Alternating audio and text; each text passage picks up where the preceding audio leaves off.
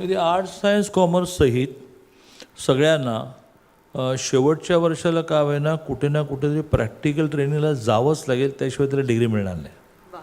It's compulsion. मग ती कॉलेजची जबाबदारी आहे की त्यांना प्रॅक्टिकल नॉलेजसाठी, अगदी समजा चंदगडसारख्या शहरातलं कॉलेज असेल तर त्यांनी पण तिथली ग्रामपंचायत, तिथली पंचायत समिती, तिथली एखादी पतसंस्था, म्हणजे समजा तो कॉमर्सचा आहे तर त्या चंदगडने तिथल्या सीएंकडे त्याला प्रॅक्टिकल नॉलेजसाठी पाठवायचं, तिथल्या शेअर ब्रोकरकडे पाठवायचं, तिथल्या कंपनी सेक्रेटरीकडे पाठवायचं. आणि पॉलिटेक्निक इंजिनिअरिंगसाठी तर 6 महिने हे शेवटचे कंपल्शन केलं आहे की त्यांनी कुठल्या ना कुठल्या इंडस्ट्री टायअप झाला.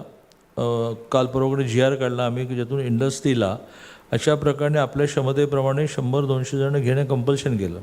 पगार द्यायचे की नाही ठरवा, पण तुम्ही त्यांना ट्रेनिंग दिलं पाहिजे. प्राध्यापकांना आग्रह धरला की तुम्ही पण इंडस्ट्रीमध्ये गेलं पाहिजे, तर तुम्हाला तुमच्या काळात जे शिकले तेच नोट्स घेऊन तुम्ही शिकवता. तर किती ॲडव्हान्स मशीन्स आलेले आहेत ते तुम्ही माहिती करून घ्या. प्राध्यापकांच्या ट्रेनिंगची पुण्यामध्ये एक अप्रतिम व्यवस्था उभी केली, MSFDC म्हणून, की ज्याच्यामध्ये आम्ही खूप मोठ्या संख्येने त्या प्राध्यापकांच्या ट्रेनिंगला कंपल्शन केलं. त्यांचं जे प्रमोशन असतं कॅस त्याच्यामध्ये ते जोडलं. म्हणजे प्राध्यापक प्रशिक्षित झाला पाहिजे, विद्यार्थी प्रत्यक्ष फील्डमध्ये गेला पाहिजे असा अगर आपण धरतो आहे. त्यामुळे बहुधा पॉलिटेक्निक इंजिनिअरिंगच्या विद्यार्थ्यांना ते जे 6 महिने इंडस्ट्री जावं लागेल, 10-20% मुलांना ते इंडस्ट्री उचलणार.